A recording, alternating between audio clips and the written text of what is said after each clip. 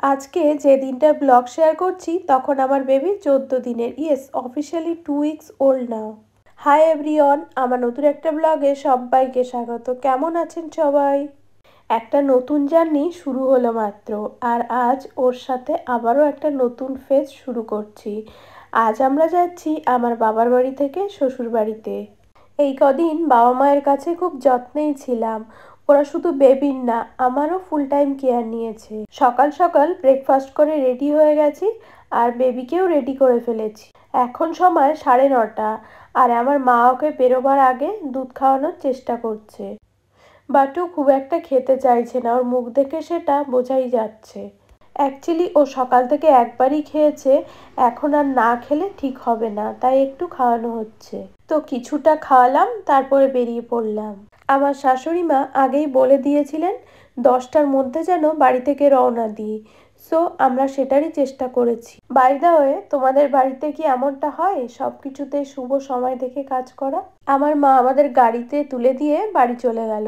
আমার হাজব্যান্ড বাইকে যাবে, আর আমরা বেবিকে নিয়ে গাড়িতে যাচ্ছি। আর আমার বাবা যাচ্ছেন আমাদের সঙ্গেই দিয়ে আসতে। গাড়িতে উঠেই বেবি একদম শান্ত হয়ে গেল। অ্যাকচুয়ালি এটা ওর বার্থের পর 3rd টাইম ট্রাভেল।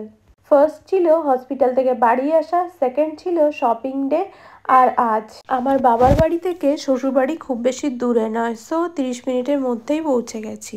বাড়ি এসেই ওকে কোলে নিয়ে বসে কিছুক্ষণ দুধ খাওয়ানোর চেষ্টা করলাম। ঘুম ঘুম চোখে খেয়ে ফেললো বেশ কিছুটা। বাড়ি এসে দেখলাম আমার শাশুড়ি মা কচুরি আর ছোলার তরকারি এনে রেখেছিলেন ব্রেকফাস্টের জন্য। সেটা আমার শাশুড়ি মা বাবাকে খেতে দিলেন। খাওয়া দাওয়া শেষ করে বাবা বাড়ির উদ্দেশ্যে রওনা দিলেন। বেবি এবার ঘুমিয়েও পড়েছে।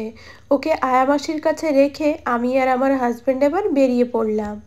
আমরা দিনের বেলা কিছুদিন দেখাশুনো করবার জন্য একজন আয়া রেখেছি। আমার যেহেতু সি সেকশন হয়েছে, বডি এখনও ঠিকঠাকভাবে রিকভার হতে অনেকটাই সময় লাগবে। সো এখানে যে কদিন থাকবো, আয়াই দিনের পার্টটা দেখাশোনা করবে। তাহলে দুপুরের টাইমটা আমি একটু ঘুমাতে পারবো, বাকি নাইট ডিউটি তো আমার আছেই।